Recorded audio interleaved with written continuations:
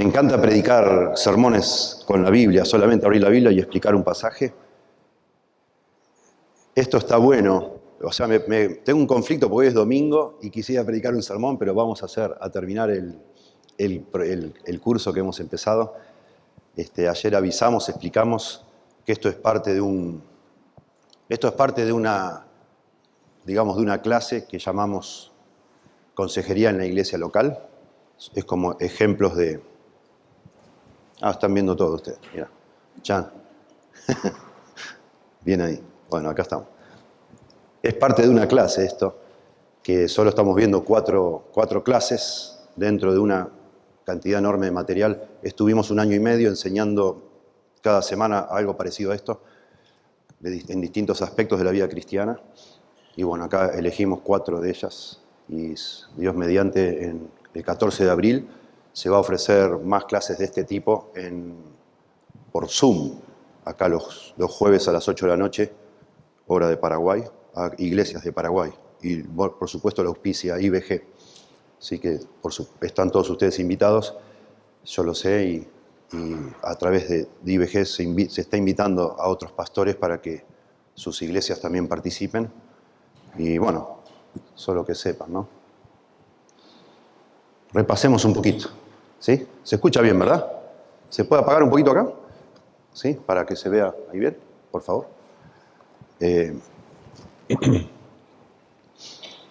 Lo que estamos hablando acá es sobre la importancia del perdonarnos, ¿no? Del perdón. Y ya hemos explicado qué es el perdón. El viernes dijimos que perdonar a alguien es tomar un compromiso con esa persona que nos ofendió, que nos lastimó, nos avergonzó. Y cuando decimos te perdono, lo que estamos diciendo es, yo no voy a utilizar esta lastimadura, esta herida que vos me produjiste, yo no la voy a utilizar para estar amargándome contra vos, pensando y pensando en eso, no lo voy a hacer. Yo no voy a utilizar esta información o esto que vos me hiciste para contarle a otros con el fin de avergonzarte. Paréntesis acá, quizás necesitas contarle a otro, quizás a tu pastor, a alguien que respetás, un cristiano más maduro que vos, porque quizás tenés problemas para cumplir con ese compromiso y estás luchando en tu corazón y necesitas ir a ver a alguien y decir, mire pastor, necesito su ayuda, porque me pasó esto, me lastimaron así, yo traté de perdonar y no puedo, etc. A lo mejor tenés que contar a alguien. Pero por eso decimos, no voy a hablar de esto con otros para avergonzarte. A lo mejor sí lo hablo con otro para poder aprender o para pedir ayuda porque soy muy débil, ¿no? Y en tercer lugar, decíamos que pedir perdón es también comprometerme a no echarte en cara esto que me hiciste en el futuro para de alguna manera desquitarme, ¿sí? O para ganar una discusión. Eso es perdonar, ¿sí? Eso hablamos el primer día. Y ayer hablamos que hay 2 clases de perdón, muy importante entender, que hay un perdón que nosotros lo podemos ofrecer a la persona que nos ofendió, aunque la persona nunca nos pida perdón, aunque nunca se arrepienta. Lo hacemos en nuestro corazón, delante de Dios.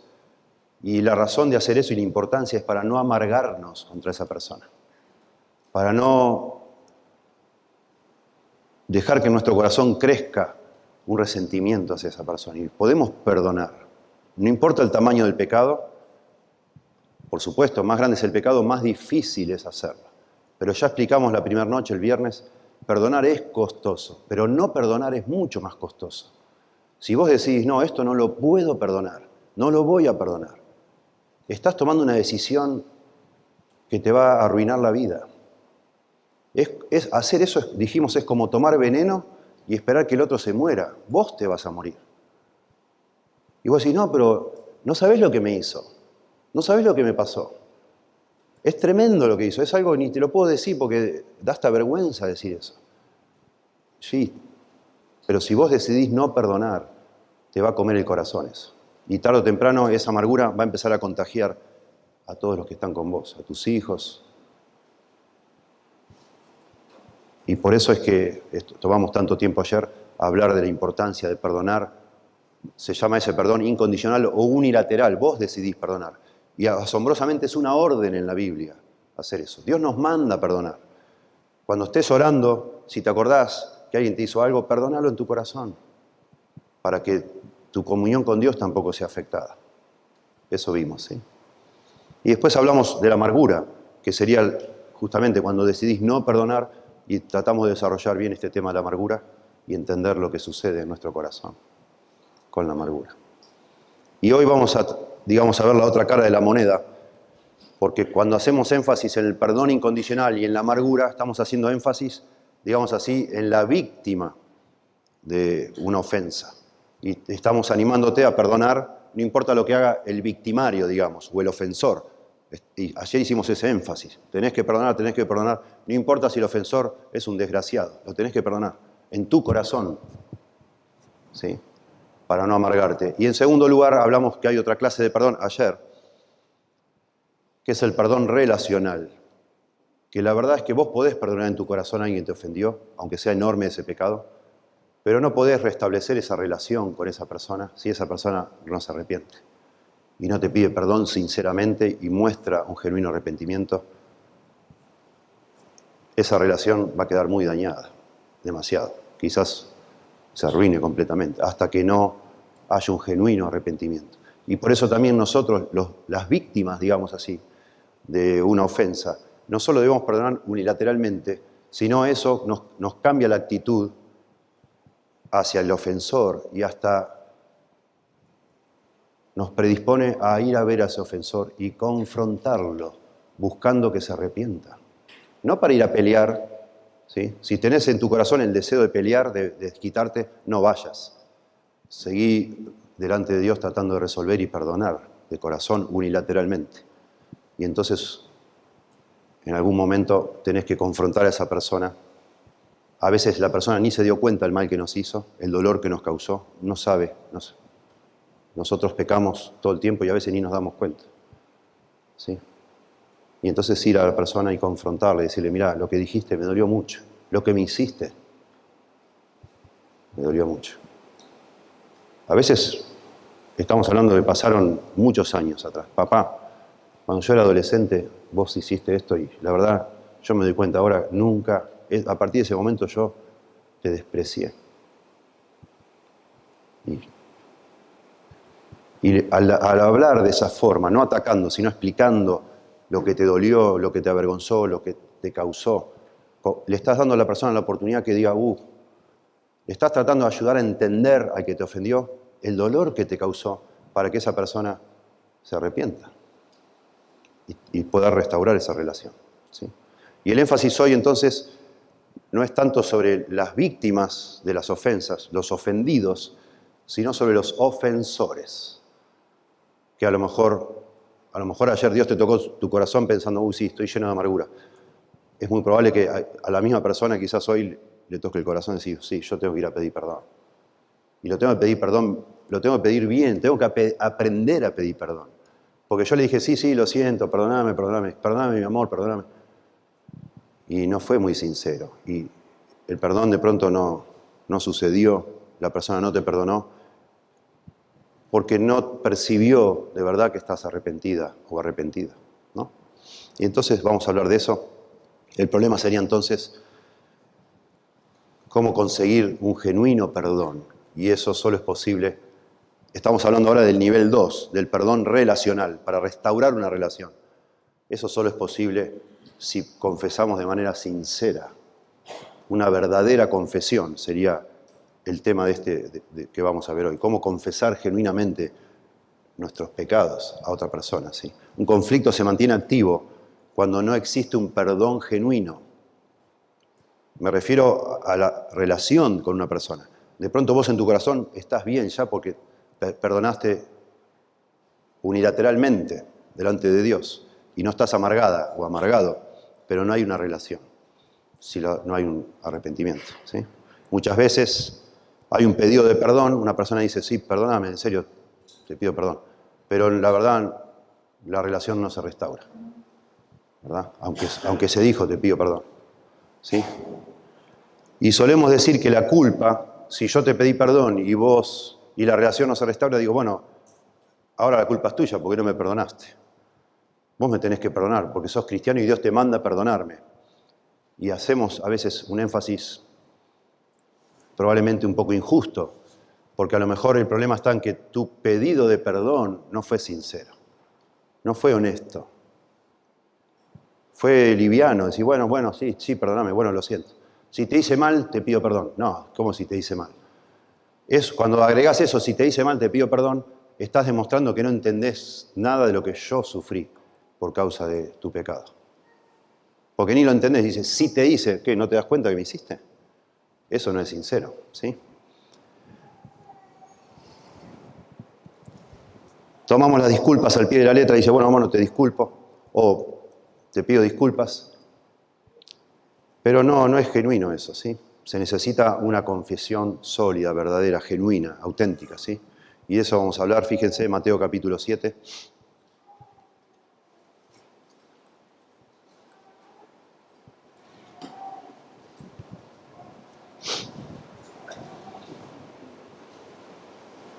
Bueno, Mateo capítulo 7, lo leo yo de acá.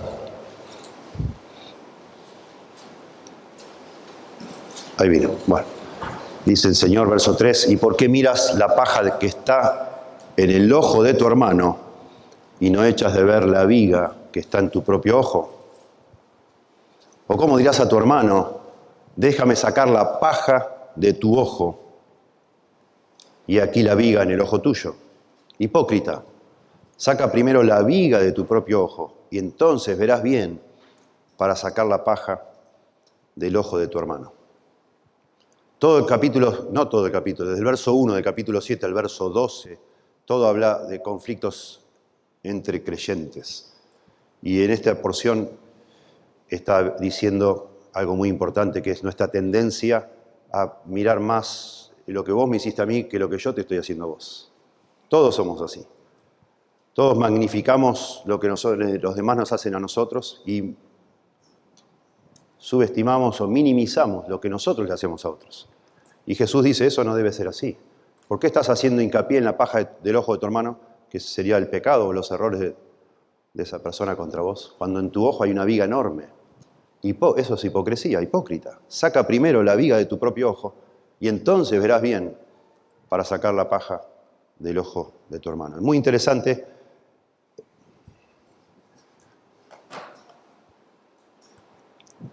Muy interesante los 4 elementos que vemos aquí. La viga, sí, el concepto de viga, el orden, el peso y la actitud. Aquí vemos eso en este pasaje. En primer lugar, la viga está hablando de pecados que yo he cometido contra otra persona, no contra Dios solamente, digamos. No pecados invisibles en el sentido que estuve pensando mal, que tuve malicia en mi corazón. Eso no. Está hablando aquí de pecados que cometemos unos contra otros. Pecados de conducta, visibles, ¿sí? Nosotros confesamos todos los pecados a Dios. Sean de conducta, cosas que yo peco contra vos, o sea de pensamiento, de intención, cosas que solo Dios ve. Yo se las confieso a Dios. Siempre que pecamos, pecamos contra Dios. Y a veces, además de pecar contra Dios, pecamos contra otros, visiblemente, ¿sí? Confesamos todos nuestros pecados a Dios, pero solo confesamos a los demás nuestros pecados de conducta hacia esas personas. Sí, lo que hemos hecho contra esas personas. Y solo confesamos pecados que están definidos en la Biblia como pecados. Ni más ni menos, ¿sí? Si la Biblia dice que es pecado, es pecado. No vale decir, yo no sabía que era pecado. Qué sé yo, de eso yo pensé que estaba bien. No. La Biblia dice que es pecado, lo confesás como pecado sin excusas. ¿Sí? Confesamos pecados de comisión, o sea, cosas que hacemos, o de omisión, que dejamos de hacer. Interesante, la Biblia define eso. Fíjense ustedes, 1 Juan 3:4, define lo que es el pecado, ¿verdad? Dice, todo aquel que comete pecado infringe también la ley, porque el pecado es infracción de la ley, ¿verdad? Y la ley, la mayoría de los mandamientos en la ley son negativos. No matarás, no robarás, no cometerás adulterio, no. Entonces, son negativos. Si yo lo hago, es pecado de comisión. Pero notablemente, el Señor resume todas todos esos mandamientos negativos en la Biblia, el Señor los resume con 2 mandamientos positivos. Amarás a Dios con toda tu mente, toda tu fuerza y todo tu corazón. Algo invisible. Yo no sé cuánto amas vos a Dios. Dios sí lo sabe. Pero dice, amarás a tu prójimo como a ti mismo. Es un mandato positivo. Quiere decir que si yo no cumplo ese mandato, es de omisión. Yo fallo en amarte a vos como debo amarte, ¿sí? Amarás a tu prójimo como a ti mismo. Son pecados de omisión. Habla Santiago de eso, dice palabras o acciones que no digo o hago, pero que debería. Santiago 4:17. Y al que sabe hacer lo bueno y no lo hace, le es pecado. ¿Sí? Estoy trabajando en mi escritorio y siento que mi esposa llega del supermercado y abre el baúl y empieza a bajar bolsas. Nosotros tenemos el comedor y la cocina arriba, hay que subir una escalera. Y me pongo los audífonos y empiezo a trabajar, y va mi esposa con los bolsos, subiendo la escalera. Estoy pecando contra ella, de omisión. ¿Sí? Porque yo debería parar y decir, mi amor, acá estoy yo, y yo subo todo, ¿verdad? Porque debo amar, pensar más en ella como pienso en mí. Ese es el punto. Ejemplo, ¿no? El pecado, dice la Confesión de Fe de Westminster, el pecado es no conformarse a la ley de Dios o desobedecerla. Interesante, el libro común de oración, que era algo de la tradición anglicana, que por supuesto tratan de tomar cosas de la Biblia y de ahí hacer ciertas definiciones que son muy útiles. Y esto es algo histórico, estamos hablando de cosas que tienen más de 400 años, 300, 400 años. Dice el libro común de oración, misericordioso Dios, confesamos que hemos pecado contra ti en pensamiento, palabra y obra, por lo que hemos hecho y por lo que hemos dejado de hacer. ¿Sí? Comisión y omisión. ¿Correcto? Fijémonos en forma de cuadro cómo se vería esto en una relación matrimonial. O yo hombre, pecando contra mi esposa. Imaginémonos. En primer lugar, noten, pecados de palabras y de comisión. Le grito a mi esposa. ¿Sí? Le grito a mi esposa, agresivamente. Es de comisión y de palabra. De acción y de comisión, golpeo a mi esposa. Es clarísimo, ¿verdad? Pero noten qué interesante, los que solemos ni pensar son los pecados de omisión, ¿sí? Un esposo no le pregunta a su esposa, de palabra, cómo está después de un día muy estresante para ella. Ni pregunta. Estoy ensimismado en mis cosas. Omisión. No la amo como me amo a mí mismo. De comisión, perdón, de omisión, pero de acción. Un esposo olvida darle a su esposa un regalo de cumpleaños. O se hace el tonto cuando debería ayudar a su esposa, ¿verdad? Omisión de acción. ¿Por qué mostramos esto? Porque el Señor está diciendo, hipócrita, mira primero la viga de tu ojo. Saca la viga de tu ojo para poder ver bien y sacar la paja del ojo ajeno.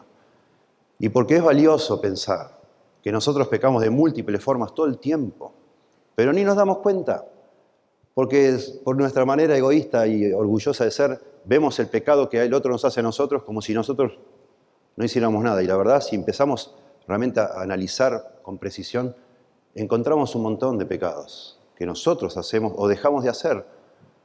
Y Jesús dice que la actitud correcta para yo ir a hablar a alguien de un pecado que cometió contra mí, que le llama paja, es antes de ir a hablar, yo primero considerar la cantidad de pecados que yo tengo, que le llama viga.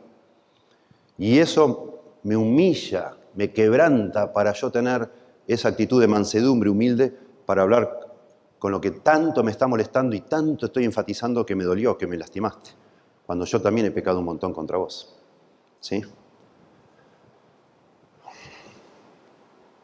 Nos ayuda a pensar, bueno, estamos siempre considerando que tenemos un conflicto, la relación está rota y la forma de restaurarla es que haya una genuina confesión, ¿verdad? Cuando los pecados que otra persona ha hecho contra mí llegaron al punto de dañar la relación, es que yo no pasé por alto esos pecados, no los pude soportar, no los perdoné de corazón. ¿Sí?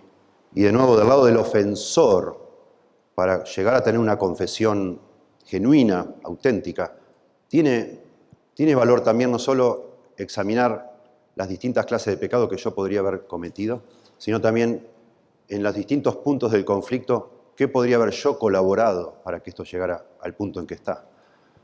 Antes, digamos, del conflicto, qué palabras o acciones pecaminosas dije o hice antes de nuestro conflicto que lo provocaron o prepararon el escenario. Durante el conflicto, ¿cuáles fueron mis pecados de comisión y omisión durante lo intenso de nuestro conflicto? Y por supuesto después, ¿qué pecados de viga míos manifesté después del conflicto que lo han mantenido vivo y sin resolver? Diciendo esto en otras palabras, lo que está diciendo Jesús es que no te victimices, no seas hipócrita, no te pongas en el lugar de víctima. Ponete en el lugar de responsable, a pesar de que vos has recibido una ofensa, pero trata de ver, antes de ir a acusar al otro por lo que te ofendió, trata de ver la cantidad de ofensas que vos has hecho y de las cuales sos responsable. Y eso va a cambiar todo y te va a poner en la actitud apropiada para cuando confrontes a la otra persona. Destrabes este conflicto, resuelvas, porque lo haces de una manera humilde. Porque antes de ir a hablarte yo a vos, empecé a pensar que a lo mejor yo también puedo haber sido parte, tanto preparando el escenario o en la forma que yo respondí a esto que sucedió. Quizá no fue de la manera correcta. ¿Sí? En segundo lugar, aquí habla de orden. ¿Sí? Es muy interesante. Noten ustedes en el texto otra vez. Dice, noten el orden, ¿no? Y cómo, verso 4, paso directamente, dice, ¿cómo dirás a tu hermano, déjame sacar la paja de tu ojo, y aquí la viga en el ojo tuyo? Hipócrita, saca primero, orden, primero la viga de tu propio ojo, y entonces, o sea, después, verás bien para sacar la paja de tu hermano. Hay un orden. Primero, atiendo lo mío. Pido perdón a Dios si hace falta. Me humillo ante el Señor. Y me predispongo también a cuando voy a confrontarte a vos, que me lastimaste, comenzar la conversación hablando de mi contribución a todo esto. Humillándome ante vos.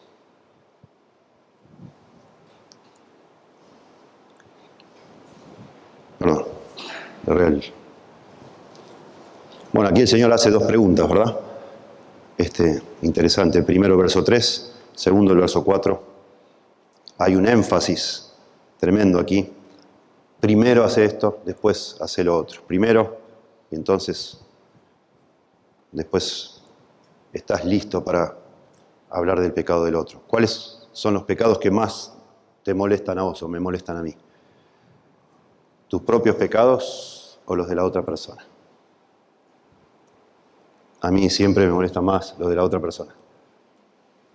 ¿Verdad? ¿Cómo se atreve? ¿Cómo me hace esto a mí? ¡Qué barbaridad! Con todo lo que yo hice por esta persona me hace esto a mí. Y me obsesiono y yo ni pienso los pecados que yo cometo. ¿Verdad? Interesante ver en Lucas 18 estas dos actitudes, ¿no? Dice a unos, es una parábola que cuenta Jesús, a unos que confiaban en sí mismos como justos y menospreciaban a los otros. Personas que veían que tenían los ojos pero impecables, ¿no? Y se pasaban viendo pajas en los ojos de todos los demás. Dijo también esta parábola, 2 hombres subieron al templo a orar. Uno era fariseo, que es un religioso, súper estrictos estas personas en cuanto a su conducta, su justicia, etc. La gente los admiraba.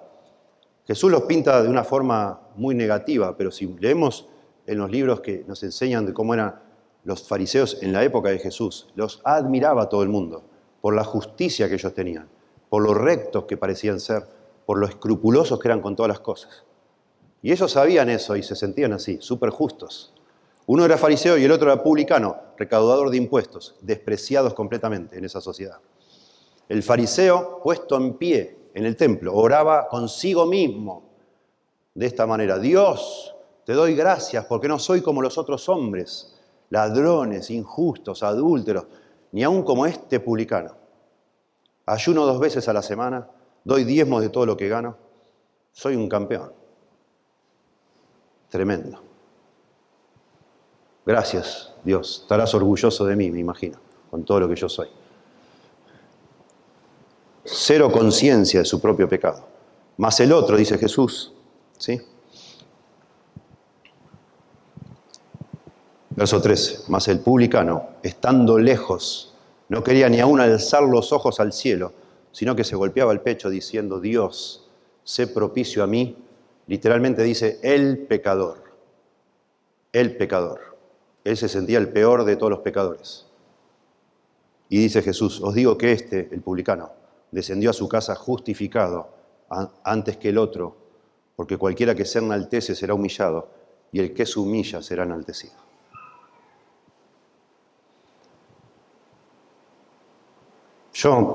Es imposible saber mientras uno explica esto qué está pensando cada uno de nosotros, ¿no?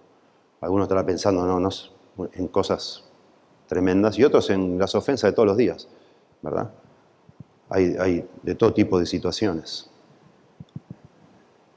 Hace años, cuando yo comprendí esto que estoy enseñando acá, realmente me impactó mucho estudiar Mateo capítulo 7 y me ha afectado mucho en la forma que yo me relaciono con otras personas cuando pecan contra mí, especialmente contra mi esposa, o con mi esposa, la forma que me relaciono con ella. Y sí, claro que discutimos, pero qué interesante cuando, después que tenemos una discusión, de la que sea, cuando realmente me pongo yo a pensar en la viga de mi ojo y procuro arrepentirme delante de Dios y me humillo ante mi esposa. Qué precioso cómo se arregla todo, pero instantáneamente. Hace no tanto, nosotros con mi esposa hacemos el devocional casi cada mañana, leyendo 2 Biblias de estudio. Ella lee una Biblia de estudio de MacArthur y yo otra que se llama de estudio teológico. Leemos el mismo pasaje, leemos las notas, compartimos un poquitito, no muy largo, y oramos. Y recuerdo a la mañana siguiente de una discusión que habíamos tenido, lo mismo, oramos, leímos, estábamos en Proverbios, y por lo general oro yo solo, y muchas veces oramos los dos, y oré. Y en mi oración tenía que ver con lo que estábamos leyendo de la sabiduría, algo de sabiduría, y yo oré a Dios agradeciéndole por X de lo que habíamos leído, y le dije al Señor que me ayude a ser más sabio. Me humillé delante del Señor y hice referencia a mi parte necia en la discusión de la noche anterior, o de la tarde anterior. Y le pedí al Señor perdón, y estaba mi esposa al lado, ¿no? Y me humillé, realmente hablando de mi viga. Terminé de orar y mi esposa estaba humillada, completamente humillada, pidiéndome ella perdón. Y no es una excepción, casi siempre es así. Casi siempre es así. Y se arregla, casi siempre que ambos tememos a Dios, realmente, y tenemos el Espíritu Santo, ¿no? Pero es la manera de arreglar problemas, según nos dice el Señor, humillándonos, considerando nuestra contribución, nuestra necedad, nuestro pecado, nuestra falta de sabiduría, etcétera, etcétera, etcétera. ¿Sí? El Señor exalta a los humildes.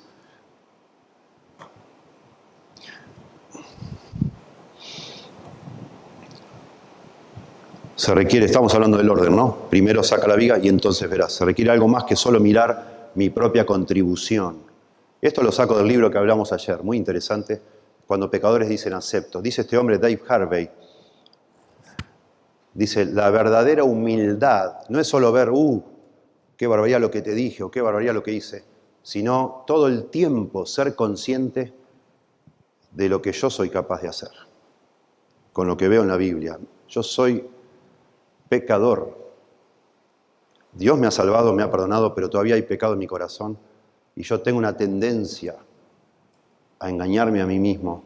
Tengo una tendencia a pensar mal, a desconfiar, a ser mal pensado, a juzgar, etcétera, etcétera, etcétera. La verdadera humildad es sospechar de uno mismo. Esto me hace más apto para examinarme profundamente. Digamos, siempre parto de la presuposición, algo habré hecho yo también. Y salgo a buscarlo y voy a encontrar algo. No es que, qué raro, no hice nada malo. Sí que hice algo, seguro, seguro, seguro.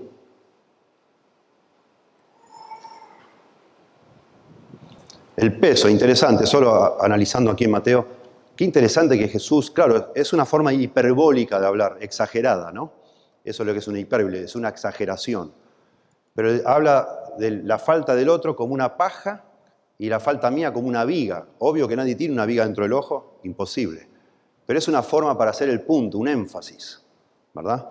Y eso habla del peso que yo debería considerar mi propio pecado, la magnitud, ¿verdad? Y el pecado del otro, para tener la actitud correcta.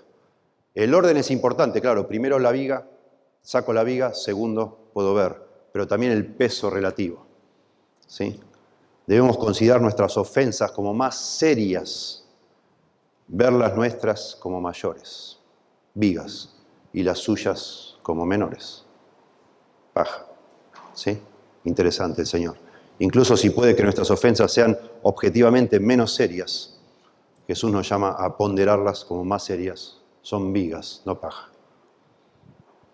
Eso es humildad, ¿verdad? Humildad. No estamos tratando de excusar a nadie, de justificar, de consentir a la otra persona. Solo estamos tratando nosotros de verdad de resolver un problema interpersonal.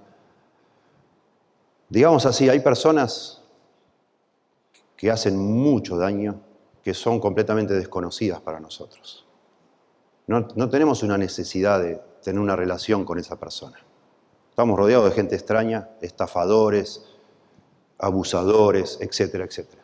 Extraños para nosotros. No tenemos una orden en la Biblia de ser amigos de esas personas, de tener una relación con esas personas. Digo esto por si alguno está pensando en otra clase de ofensa y dice, ¿qué es esta? Momento. Esto tiene que ver con el segundo nivel del perdón, que tiene que ver con una relación que yo no puedo, a partir del momento que alguien me cometió una ofensa conmigo, no puedo decir, bueno, no me interesa más esta relación. No puedo. No si quiero agradar a Dios, complacer a Dios. Si es mi cónyuge, yo no puedo decir, bueno, basta, se acabó, andate a la casa de tu mamá. No. Eso delante de Dios no es agradable. Tengo que tratar de arreglar. Mis hijos y mis hermanos en Cristo, en la iglesia. Mi padre, mi madre, mis hermanos en la carne, etc. Ahora, qué sé yo, una persona extraña completamente que me ofendió y yo no tengo por qué mantener una relación con esa persona, con el perdón actitudinal para no amargarme, es suficiente. Decir, bueno, como dijo Jesús, perdónalo, Señor, porque no saben lo que hace. Por favor, ten misericordia de esa persona. Concédele que algún día se arrepiente y cámbialo, sálvalo, Señor. Y ya. Esto no se aplica de pronto a una persona que, no sé, le hizo daño a uno de tus hijos, a uno de tus nietos, no sé, que es extraño completamente. Bueno, preocupate de no llenar tu corazón de amargura. Pedí perdonar en un sentido unilateral solo para dejarlo en las manos de Dios. Encomendalo a Dios. Señor, encárgate tú. Yo no puedo hacer. ¿Qué voy a hacer yo? Te lo dejo en tus manos y por favor ayúdame a no darle vueltas al tema para amargarme, porque me va a arruinar la vida y la vida de mi familia esto. ¿Sí? Pero si yo no puedo decir, bueno, listo, ya no, más de esto no voy a hacer. No, en algunos casos hay que restaurar la relación. Y de eso estamos hablando, ¿sí? De ese tipo de faltas para tener una relación. Y la actitud, dice, muy interesante, dice, entonces verás bien. Qué interesante que entonces verás bien. Claro, es toda una analogía esto, ¿no? Se le ocurrió al Señor hablar de las ofensas y pensar en un ojo que tiene una paja o que tiene una viga. Entonces ahora dice, entonces verás bien. O sea, ahora estás preparado, ahora que hablaste, viste tu viga, la sacaste, sería confesar. Saco la viga de mi ojo, confieso a Dios y voy de alguna manera a también, si es necesario, porque fue pecado de relación también, a pedir perdón. Ahora tengo la actitud apropiada para confrontar a la otra persona que dice, verás bien, para sacar la paja de tu hermano. Sacar la paja de mi hermano sería ir y confrontarle. Che, ¿qué pasó? Estoy muy dolido por esto que pasó. Y yo, la verdad, reconozco esto y esto. Ya le he pedido perdón a Dios. Yo no estuve bien en esto. Pero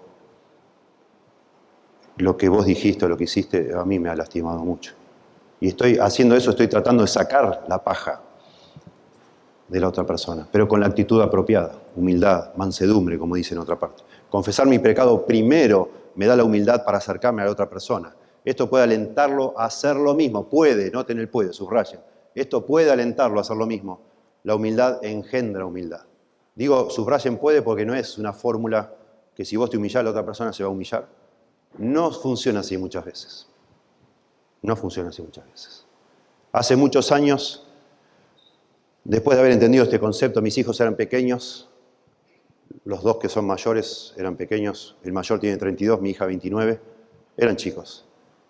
Y había un clima raro en casa. Muchas peleas entre ellos y muchas roces entre ellos y mi esposa y su mamá. Y se me ocurrió una idea y todavía lo tengo. Agarré un cuaderno hermoso. Me compré un cuaderno pero precioso, con la tapa dura, una belleza. Y les dije, vamos a tener una reunión, le dije a mis hijos y a mi esposa. Nos sentamos los cuatro alrededor de una mesa. Mi hijo más chico creo que no había nacido. Y dije, bueno, este cuaderno va a ser el cuaderno familiar, como un libro de actas, les dije así. Yo acá quiero anotar cosas que pasan en la familia y a mí lo que está pasando en casa no me gusta. Algo está mal acá. Nos peleamos demasiado seguido. No está bien esto, no está bueno, no es lindo. Y bueno, y lo tengo anotado todo. Yo acá me puse a anotar y he descubierto que hay un montón de cosas en las que yo estoy fallando y les quiero pedir perdón. Y estaban duros ahí, ¿no? Y empecé a enumerar. Yo no he hecho esto, no he hecho lo otro, no he hecho esto, no he hecho, etc. Y bueno, les quiero pedir perdón. Y me gustaría saber qué es lo que ustedes piensan que han hecho ustedes mal. ¿Qué están haciendo ustedes mal? Fue precioso el momento, no se imagina. Y acá voy a anotar lo que cada uno de nosotros está haciendo mal. Y bueno, se quebrantaron todos. Todos nos terminamos pidiendo perdón y todo cambió. Y hice 2 o 3 más de reuniones así, con otras cositas, y nunca más. Quedó eso como un hito, digamos así.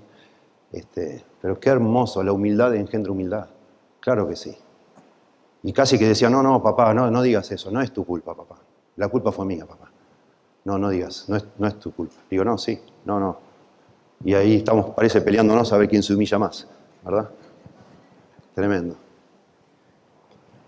Cuando vos vas a ver a tu hermano, a confrontarlo, para sacar la paja, con ese espíritu de humildad, disminuye su actitud defensiva. ¿Sí? Y a veces como que amaga decir, bueno, pero pará, escúchame, te estoy pidiendo perdón. Te estoy diciendo que yo me equivoqué. No, pero en serio, sinceramente, yo veo que acá yo contribuí. Y al ratito está diciendo, no, sí, yo también. Es verdad, yo también.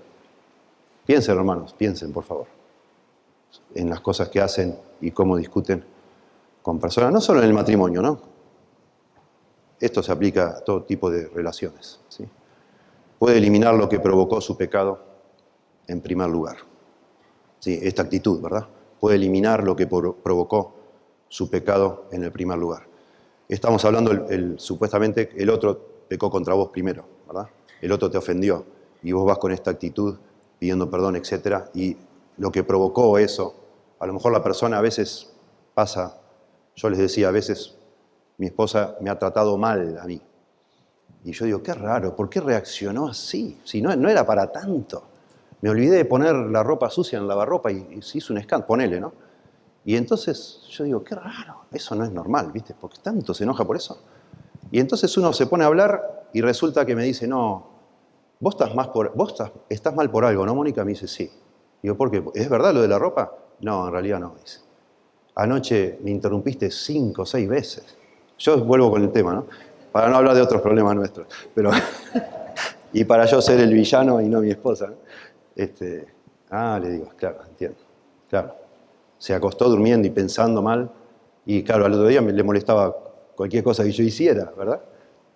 Pero claro, yo me acerco con humildad y por eso dice acá, puede eliminar lo que provocó. O sea, tenés razón, soy un salame, soy un tonto, soy un orgulloso, un vanidoso, no sé por qué quiero hablar yo, como si mi opinión fuera más buena que la tuya. No es que sos tonta vos, yo soy el problema, no sos vos. Y nada, le digo, pisame debajo de la mesa, pues no te puedo prometer que no lo voy a hacer más. haceme una pisadita ahí abajo y yo me doy cuenta. Pero no lo hace. No, ella quiere que yo solo descubra eso. Y yo solo, digamos así, la considere más. ¿No? Bueno, ¿cómo confesar pecados de comportamiento? Entonces, en primer lugar, identifica tus ofensas. Las de omisión, de comisión. Hacete una lista, no para mostrarla a nadie, de vigas para vos solo. ¿Sí? Ojo con demasiada introspección. Eso nunca es bueno. Los puritanos solían hacer mucha introspección. A mí no me gusta demasiado. Parece humilde decir, ¿sabes qué? Estoy mirando mis pecados. Hace 2 días que estoy, quebrantado. Estoy triste por mis pecados. Hace 2 días que estás pensando en vos, en tu propio corazón. Sí, no seas tonto. Nosotros tenemos, pensar un poco nomás, pero la humildad verdadera es pensar más en vos que pensar en mí. Suena humilde decir, estoy mirando mi pecado. Pero estás todo el día pensando en vos. Hacé un poco, está bien. Pedir al Señor que te muestre, etc. Reconocer y ya. Seguir volcándote hacia los demás. Una vida sana, cristiana sana, es pensar primero en los demás. En Dios y en los demás, y último en vos. Paréntesis, hermanos, paréntesis. También leyendo otro material, un día lo hago un poquito más extenso, ¿sí? Y sigo promocionando la clase de consejería. Me compré un libro de $80 un día, ya lo tenía años visto y digo, nadie puede cobrar un libro de $80, no puede ser. Un libro así de gordo que se llama La Biblia y los problemas mentales. La Biblia y los problemas mentales. Y un día lo vi en oferta, salía 60 y lo compré. Bueno, lo tenía en casa, muy gordo, ¿no? Y lo consulté un poco y lo tengo ahí como un libro de referencia. Un día me llama una persona y me dice, pastor, ¿me podés ayudar? Quiero ayudar a una persona que tiene ataques de pánico. ¿Y dónde saco información? Y digo, dame un poco. Le digo, ¿lees en inglés? Me dice, sí, leo en inglés. Ok. Y le saqué fotos. Bueno, leí y me gustó mucho lo que leí. Saqué fotos y se lo mandé. Otro día me llama un pastor y me dice, tengo un problema con una persona con anorexia. ¿Cómo lo ayudás? Y busqué en el libro, anorexia. Y le mandé, ese sí leía en inglés, le mandé. Y así, empiezo a leer distintas cosas, ¿no? Anorexia, ataques de pánico, esto, lo otro. Y el hombre siempre decía lo mismo. $60. Siempre dice lo mismo. La respuesta para anorexia, la misma para ataque de pánico, la misma para otra. Digo, qué raro. Y bueno, me dio mucha curiosidad, empecé a leer más. Y la tesis de todo ese libro es que una persona que no ama a Dios y no al prójimo como a sí mismo, se enferma mentalmente. Las personas, y empecé a hacer encuestas. Un hermano de la iglesia me dice, no, mi mamá, no sabes, tremendo, tiene unos ataques, me dice, el domingo no voy a estar, tengo que ir a Buenos Aires a internar a mi mamá otra vez. Y a cada rato va y le interna a la mamá. Y un día le pregunto, decime una cosa, ¿vos definirías a tu mamá como una persona egocéntrica? Tal cual, me dice, ella es una egocéntrica. Y así. Y empiezo a preguntar cada vez que sé que alguien... Una vez vino un muchacho a pedirme consejo, o a pedirme, no sé si consejo, pero quería él ponerse novio con una chica de nuestra iglesia, y la chica me decía, pastor, algo no me cierra este muchacho, me enteré que toma antidepresivos, me dice, y me da miedo, me dice, y me cuenta cosas de su familia, y bueno, vino a verme el muchacho, y le digo, se me ocurre, aconsejándole, ¿no? Le digo, decime una cosa, si yo te preguntara, ¿cuántos minutos del día pensás en Dios? ¿Cuántos minutos del día pensás en otros y cuánto pensás en vos? Más o menos, tipo porcentaje, ¿cómo dirías? Y piensa, y dice, sí, 95% pienso en mí, me dice. Tremendo. Tremendo. Bueno, no puedo desarrollar mucho más esto, pero ojo con demasiada introspección. Ojo con estar todo el tiempo, te acostás a la noche pensando y te dormís pensando en vos. Orando, no decís, no, me acuesto orando. Sí, pero Señor, por favor, dame esto, haceme esto, haceme... Todo vos, todo vos, todo vos, todo vos. No es la vida que una persona debe vivir. No es como Dios quiere que vivamos. ¿Sí? Muchachos, acá hay jóvenes, cada vez tratamos de ayudar a más jóvenes que nos piden ayuda, que tienen problemas de ansiedad severa. No se puede vivir todo el día con el celular, paviando con el celular, haciendo tonterías. Caes en un pozo enseguida, una depresión espantosa. La vida no es así. Hace algo por otro. No puede ser. Yo me paso invitando jóvenes a mi casa a comer Rara vez se para uno y le dice a mi señora, deje, yo lavo los platos. Rara vez. A mí me asombra. Y cuando alguien se para y me asombra y me encanta. Digo, qué bueno, este hombre se conectó con una situación. Claro, alguien tiene que hacerlo, ¿no? Y así, unas vidas egocéntricas completamente. Y personas con esas vidas tienen crisis de ansiedad todo el tiempo. Ataques de pánico llegan a tener también. Todo soy yo, todo para mí, todo yo. Y los demás parece que no existen. Bueno, eso fue un paréntesis. Ora a Dios, identifica tus ofensas, pensá tus pecados, ora a Dios, estudia las Escrituras para ver tus pecados, pedí consejo. Habla con tu pastor, decirle, mira, me pasó esto, lo otro, quiero ver realmente en qué estoy yo mal, para pedir perdón de verdad, ¿sí? Paso 2, primero, entonces, paso 1, identifica tus ofensas. Paso 2, confesá esas ofensas a Dios, recibí su perdón y buscá su ayuda de Dios, ¿sí? En primer lugar, confesá tus pecados a Dios, todos los tipos de pecados, contra Dios y contra los demás, ¿sí? Bueno, aquí hay algunos pasajes muy interesantes en cuanto a que cada vez que pecamos, pecamos también contra Dios. Yo reconozco mis rebeliones, dice David, recién leímos, y mi pecado está siempre delante de mí. Contra ti solo he pecado y he hecho lo malo delante de tus ojos. David había pecado con la vecina, con Betsabé, ¿verdad? No está diciendo, no pequé contra mi vecina. Claro que pecó contra la vecina, pero está confesándole pecado a Dios. También pecó contra Dios, ¿verdad? Génesis 39:9. Cuando la esposa de Potifar está tratando de seducir a José, ¿se acuerdan? Y acostarse con él. Y José dice, no hay otro mayor que yo en esta casa, y ninguna cosa me he reservado sino a ti. Me han reservado. O sea, yo estoy a cargo de todo, lo único que no puedo tocarte es a vos, que sos la esposa de mi amo. Por cuanto tú eres su mujer, ¿cómo pues haría yo este grande mal y pecaría contra Dios? Dice José. Tremenda. Yo no puedo tener una relación ilícita con vos porque pecaría contra Dios. Por supuesto, también contra tu esposo, ¿no? No podría. Bueno, el hijo pródigo, Lucas 15:18. Padre, he pecado contra el cielo y contra ti. Ya no soy digno de ser llamado tu hijo. Hazme como a uno de tus jornaleros. He pecado contra el cielo, contra Dios y contra ti. Siempre pecamos contra Dios, ¿sí? Hechos 9:4. Y cayendo en tierra oyó una voz que le decía, Saulo, Saulo, la conversión de Pablo, ¿verdad? ¿Por qué me persigues? Interesante. Y Pablo estaba persiguiendo a cristianos. El Señor le dice, Jesucristo, ¿por qué me persigues? Cuando pecamos contra alguien, pecamos contra Dios, siempre, ¿sí? Es vital que veamos cada pecado como pecado, no es error, bueno, fue un desliz, fue una indiscreción, qué sé yo. Cosas por el estilo, ¿no? Una falta, no. Repasen en la Biblia, qué interesante, por eso pongo acá End 9, ¿sí? La E de Esdras, la N de Nehemías, la D de Daniel. En cada uno de estos libros de la Biblia, en el capítulo 9 de cada uno de estos libros, hay hermosas confesiones de pecado. Vean cómo confiesan pecado estas personas, precioso. Y vean a David, Salmos 32, Salmo 38, Salmo 51, confesiones de pecados. Salmo 32:5, ya que menciono. Bueno, Salmo 32:5 dice David, mi pecado te declaré y no encubrí mi iniquidad. Dije, confesaré mis transgresiones a Jehová y tú perdonaste la maldad de mi pecado. Salmo 41:4, yo dije, Jehová, ten misericordia de mí, sana mi alma, porque contra ti he pecado. Sin excusas, ¿sí? Sin excusas. Salmo 51:1-2, recién vimos, ahí le llama transgresiones, maldades, mis rebeliones, mi maldad, mi pecado. No, mis deslices. Señor, perdona mis deslices, mis errores. No. Hay que llamar como es, ¿verdad? Bueno.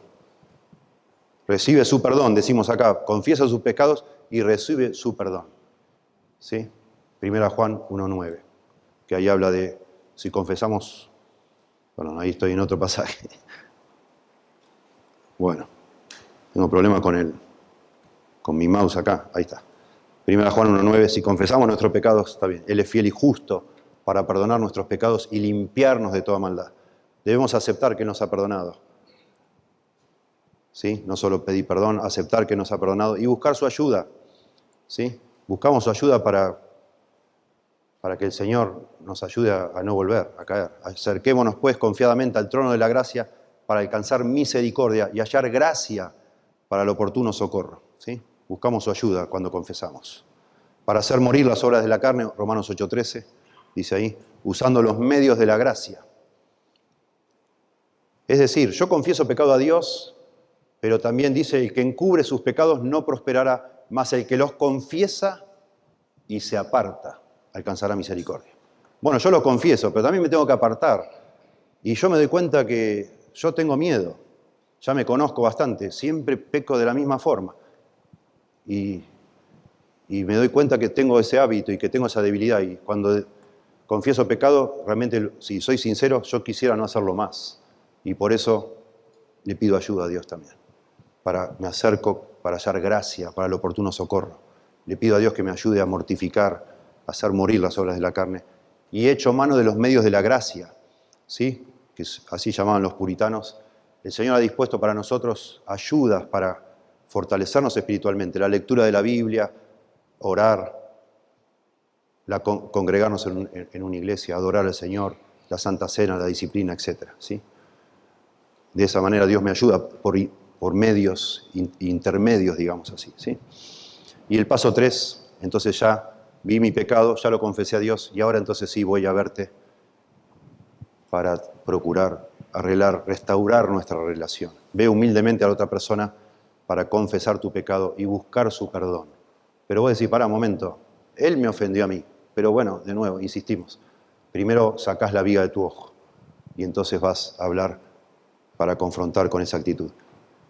Hay una tarjeta muy irónica en Estados Unidos. Hay casas enteras, negocios enteros solo de tarjetas. De todos en un negocio ya, ¿no? Y hay tarjetas muy divertidas para regalarle a otra persona en cualquier situación, ¿verdad? Y esta es una tarjeta muy famosa en Estados Unidos para mandarle a alguien para pedirle perdón a alguien. Y es graciosa, ¿no? Entonces busqué yo dibujitos, traduje y busqué dibujitos como para ilustrar, pues la tarjeta viene con dibujo. Dice, lo siento mucho, pero tú me provocaste. Estaba borracho. En realidad fue tu culpa. No quise decir eso. Estaba teniendo un mal día. No fue oportuno. Te amo. Lo siento mucho, pero te amo, ¿no? Lo siento mucho, pero estás equivocado. Lo siento mucho, pero eres desesperante. Lo siento mucho, pero fue por mis alteraciones hormonales. Lo siento mucho, pero necesitas ayuda, vos, ¿no? Lo siento mucho, pero simplemente no me pude controlar. Lo siento mucho, pero tuve una mala infancia. Lo siento mucho, pero fue algo desafortunado. Lo siento mucho, pero soy adicto. ¿Sí? Dice abajo en la tarjeta de instrucciones, marque todas las que apliquen, ¿no? Y entonces da la vuelta y dice, espero que aceptes esta disculpa tan sincera. Lo que menos es sincera, ¿verdad? Él es una víctima de sus padres, de las circunstancias, de las hormonas, de que vos sos insoportable, etc. Pero no soy responsable de nada. ¿Sí? Ve humildemente a la otra persona para confesar tu pecado y buscar su perdón. ¿Cómo es una buena confesión? ¿Cómo puedo mostrar que comprendo la profundidad y amplitud de mi pecado? ¿Cómo puedo mostrar a la otra persona mi tristeza por herirlo o herirla y mi deseo de recibir su perdón? Bueno, una buena confesión muestra que yo comprendo el dolor que causé. ¿Sí? Comprendo la amplitud y profundidad de mi pecado y comprendo el daño que le hice a esa persona. Eso es una buena confesión. ¿Sí? 7 claves de la confesión.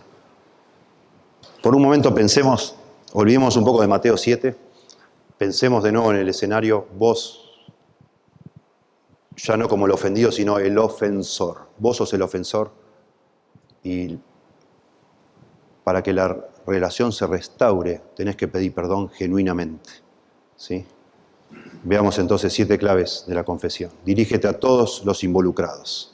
Siempre primero a Dios, luego al ofendido y a nadie más si solamente es una cosa entre dos. No te pares en un grupo y digan, hermanos, les quiero pedir perdón a todos porque ayer me peleé con mi esposa. No, nunca. El círculo de la confesión debe ser tan grande como el círculo de la ofensa. ¿Sí? Si hay algún testigo, si yo me paré, si estábamos en una reunión no sé, con líderes, éramos 6 líderes, y yo en la reunión dije que tal o cual persona era una persona ridícula, o no sé, dije algo feo. Y después alguien me dice, pastor, ¿sabe qué? Usted difamó a esa persona en la reunión del otro día. Y había 6 personas, ¿no? Le digo, pongamos, me doy cuenta, y bueno, debería juntarme con las 6 personas y decirles, discúlpenme. Hablé ligeramente, me apresuré y dije cosas que yo no tengo pruebas de lo que dije. Y ahí sí, bueno, 6 personas, hablo, no más que eso. ¿Sí? A aquellos que sufren o han sufrido por tu pecado. Segundo lugar, evita decir sí, pero tal vez, sé conciso, concreto y preciso. Debes asumir completamente la responsabilidad por tu propio pecado. Ayuda mucho a escribir la confesión. El hijo pródigo va y le confiesa a su padre, pero antes de ir a ver a su padre dice, me levantaré e iré a mi padre y le diré, Padre, he pecado contra el cielo y contra ti, ya no soy digno de ser llamado tu hijo, hazme como uno de tus jornaleros. Ensayó la confesión y después fue y dijo la mitad de lo que había ensayado porque el padre lo frenó, lo interrumpió, porque el padre lo cubrió a besos y enseguida dijo, traigan un anillo, traigan un becerro, hacemos una fiesta, y nunca terminó la confesión. Pero qué valioso es que ensayó la confesión. De ahí yo tomo un principio como pastor cuando queremos resolver conflictos muy serios, a la persona, al ofensor, que tiene que restaurar la relación y pedir perdón. Por lo general le ayudo en ese sentido. Escribí lo que vas a decir. Y cuando me lo trae digo, no, esto es demasiado general. No suena que estás arrepentido. Fíjate bien, no le escribo yo, ¿no? Obvio.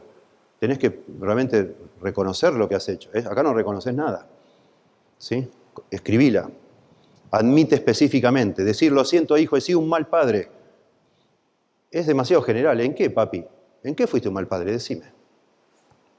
Un día le preguntaron en Argentina, le preguntaron a Raúl Alfonsín, un presidente de la década del 80, que fue un hombre muy digno, un hombre muy serio, etc. Terminó la presidencia y le dicen, doctor Alfonsín, dice, ¿usted cometió errores en su presidencia? Sí, claro, dice.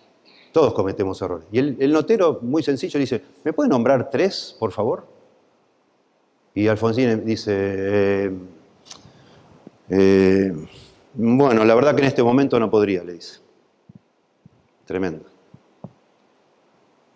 Hijo, he sido un mal padre. Papi, decime qué cosas fuiste mal padre. Dame 3, papi. No sé, bueno, andá y pensalo bien, papi, porque así no me parece nada sincero lo que me estás diciendo, ¿verdad? Una confesión específica no solo muestra sinceridad y tristeza, establece una agenda específica para el cambio. El que los confiesa y se aparta alcanzará misericordia. ¿Qué vas a hacer para no hacer esto? ¿Cómo lo vas a hacer? Ya van 3 veces que me decís lo mismo, que no vas a tomar más. Y seguís tomando. Y me seguís golpeando. Y me seguís pidiendo perdón. ¿Cómo vas a hacer? No, te lo prometo. No, decime bien, ¿a quién vas a ir a ver? ¿A dónde te vas a internar? Etcétera. ¿Cómo vas a hacer para salir? No me digas de nuevo, no, ya sé que tenés ganas de no hacerlo más, pero no podés. Es obvio que no podés. Confesá concretamente. Y explicá cómo vas a cambiar, ¿sí? ¿Está bien? Reconoce el daño causado. Esto es sinceridad también. Expresa tristeza por la forma en que tu pecado le hizo la vida difícil a otro. Estoy dolido por mi pecado, no porque me descubrieron y me dio vergüenza eso y debo enfrentar las malas consecuencias, sino porque, por eso dice, volvió en sí el hijo pródigo y se dio cuenta de lo que había hecho, de la situación. Se le abrieron los ojos y fue consciente. Estoy triste porque ofendí a Dios y te dañé a vos. Por eso estoy triste, no porque me pescaste.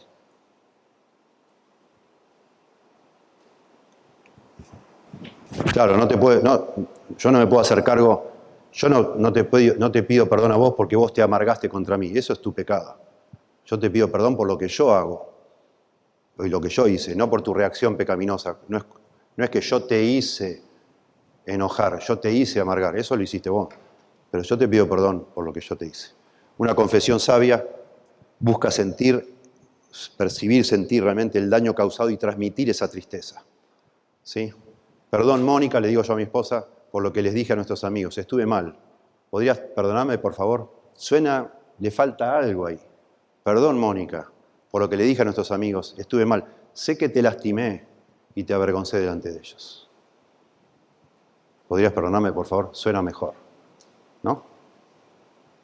Porque estoy tratando realmente de, por un momento, dejar de pensar en mí y pensar en la otra persona y decir, pobrecita, ¿no? Debe haber sido tremenda. Qué vergüenza le hice pasar. Y entonces le pido perdón. Y suena más sincero. Y es más sincero. Porque realmente me di cuenta de lo que yo hice. ¿Sí?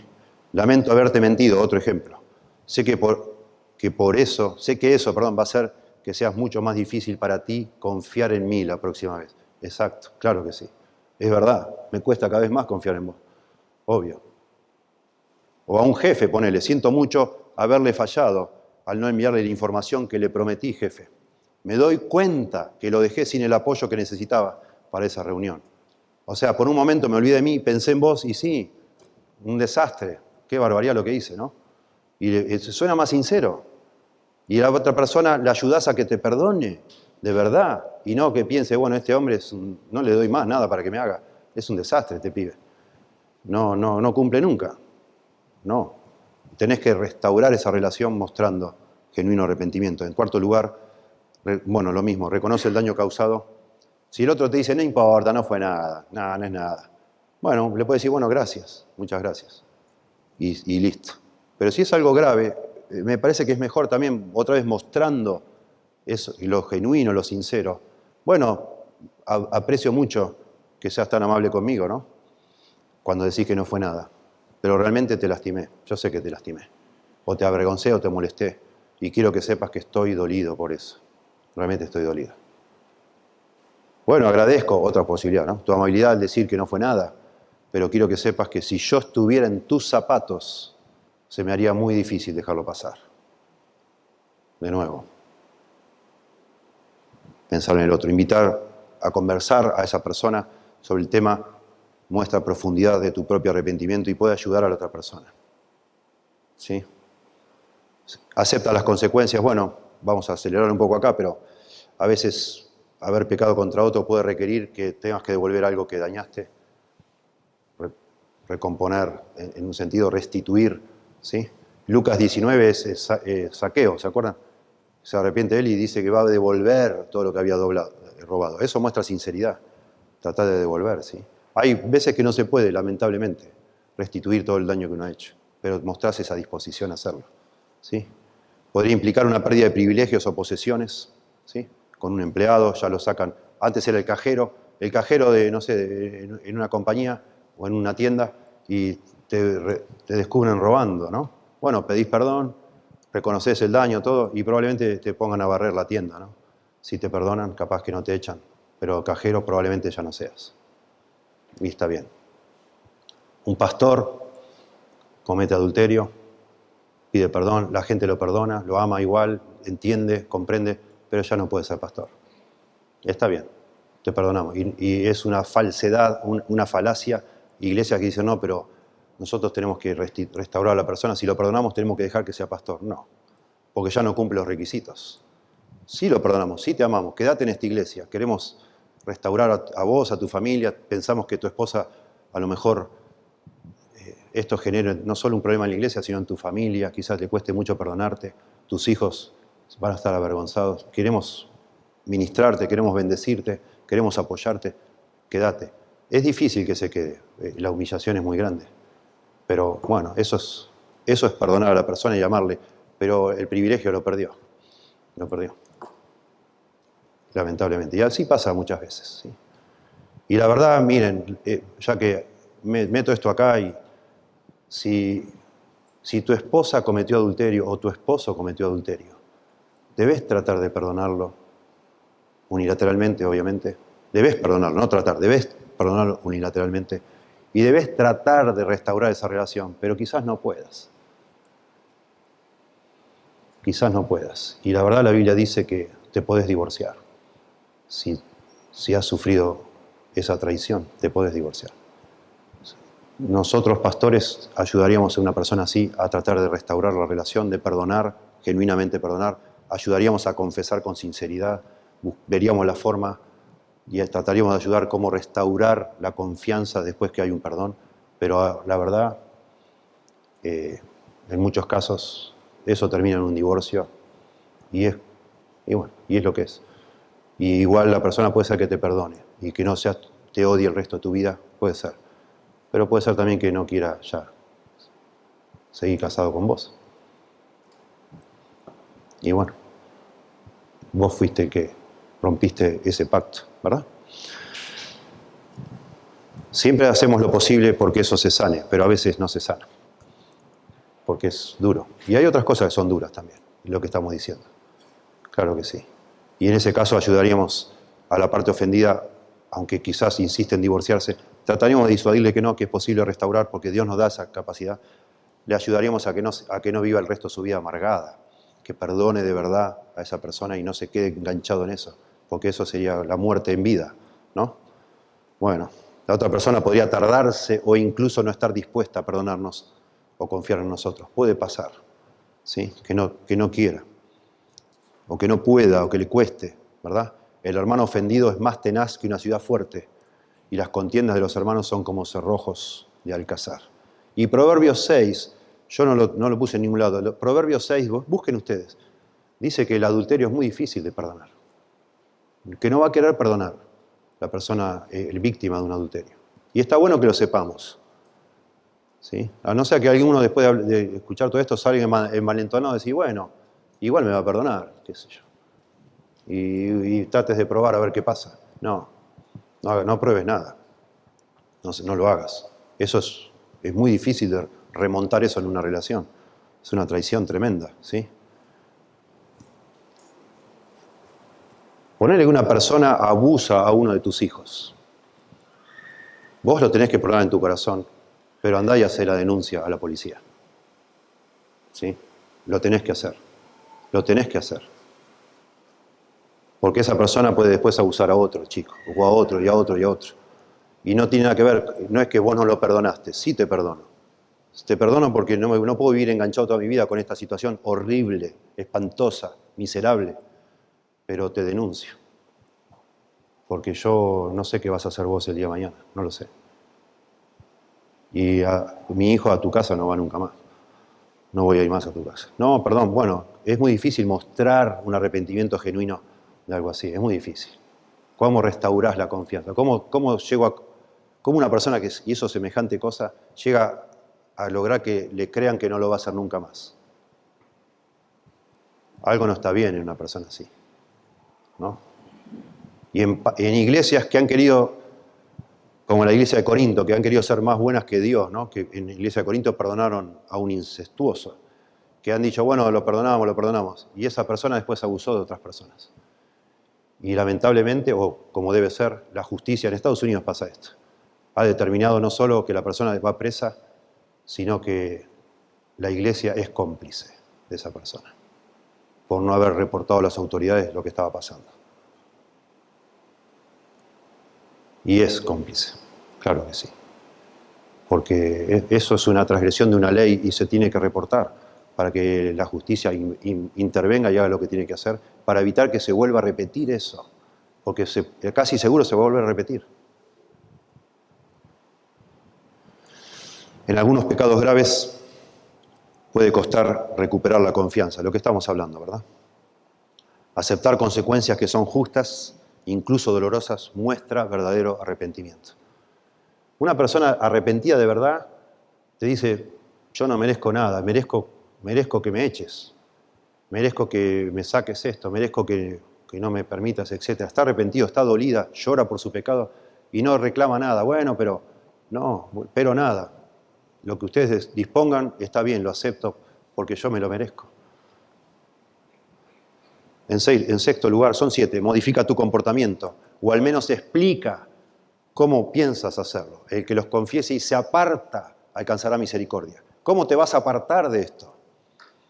¿Qué vas a hacer para no volver a hacerlo? Explícame, necesito saber, porque yo no puedo confiar.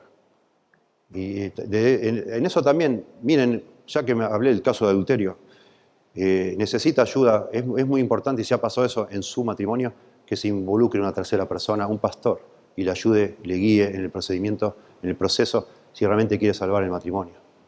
¿Sí? Porque tenemos que ayudar a esa persona adúltera a hacer un plan para no volver a caer en eso. El sexo es adictivo en muchos aspectos. Y una persona que cometió adulterio experimentó una sensación que no experimenta en su matrimonio. Porque hay otra adrenalina. No cometí nunca adulterio, gracias a Dios, pero puedo imaginarme, como pecador que soy, lo que puede ser la emoción distinta que se puede sentir haciendo algo que está prohibido. Y eso es adictivo.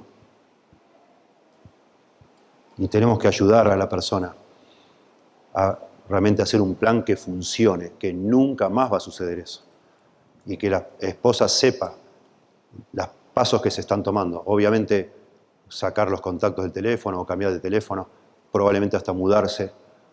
Yo una vez ayudé a una persona que estaba a punto de cometer adulterio y lo pesqué sin querer porque me vino a visitar a mi casa y hablaba demasiado de la esposa de un amigo. Los dos eran amigos, los dos son amigos.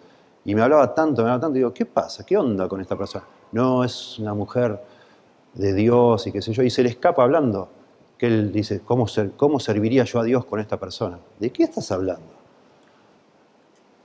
Y empecé a investigar y tenía un plan tremendo. Algún día me gustaría enseñar de adulterio algún día, porque hay un patrón.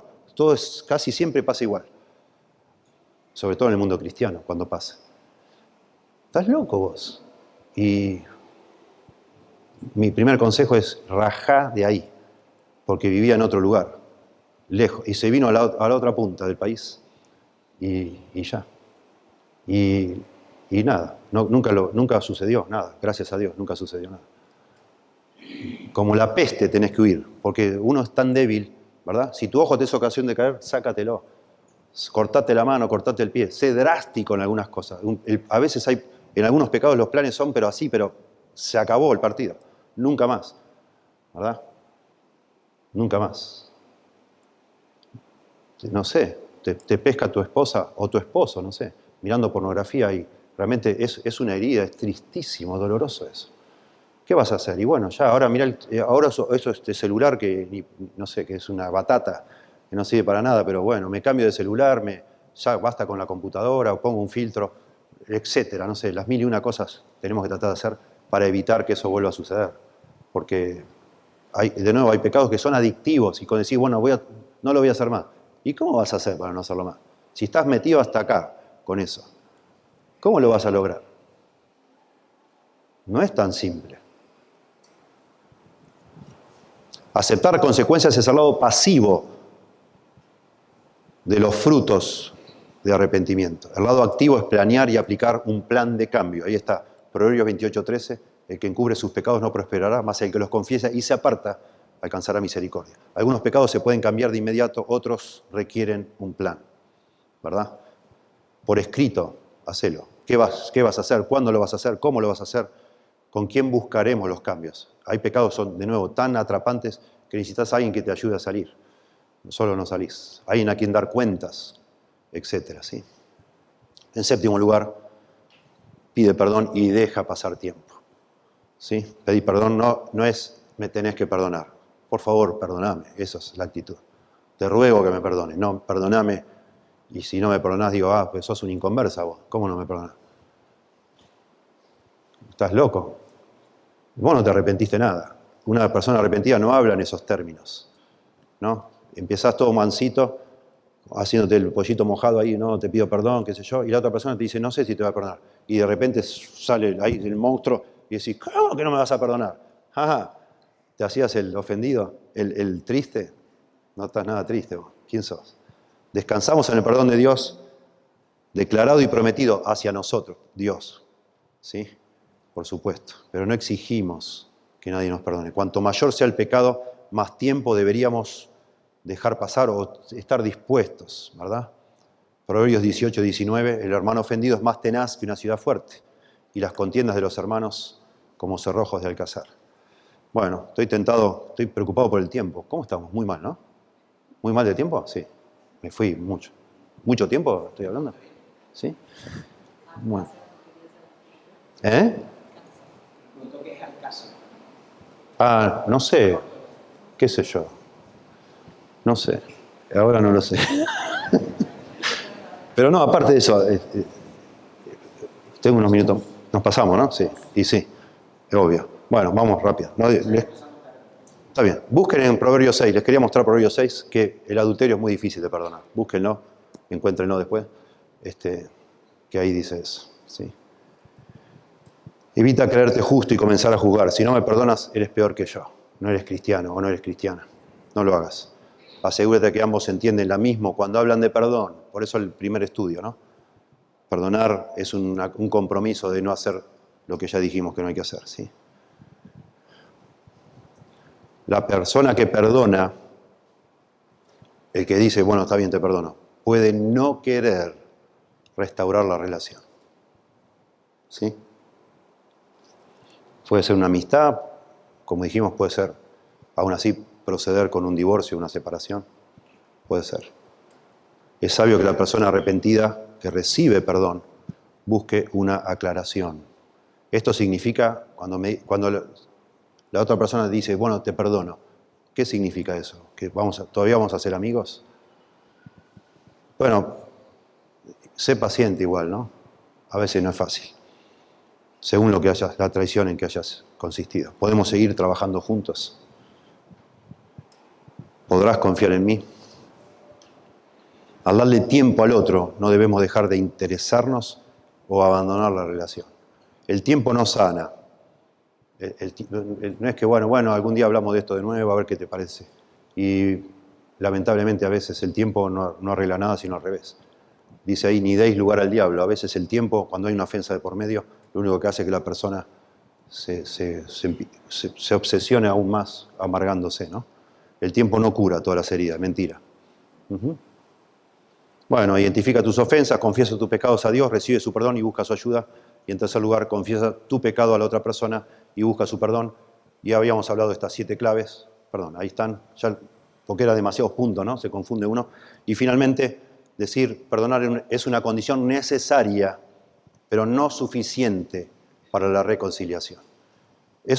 Ha habido una herida muy grande en una relación, la persona se arrepintió, confesó su pecado de manera sincera, la otra parte le dijo, bueno, te perdono, pero ahora hay como que empezar a remar de nuevo, como decimos en Argentina, para restaurar esa relación, haciendo actos de amor hacia la otra persona, sembrando de nuevo, mostrando, cambiando de verdad. Y eso, de nuevo, eso lleva tiempo, ¿sí? Buscamos la reconciliación, no tenemos tiempo. Ahí Mateo 5 dice que si yo estoy orando y me doy cuenta que he ofendido a alguien, tengo que dejar de, o estoy adorando a Dios, me di cuenta que he ofendido a alguien, tengo que dejar de adorar e ir a reconciliarme con mi hermano, pidiéndole perdón.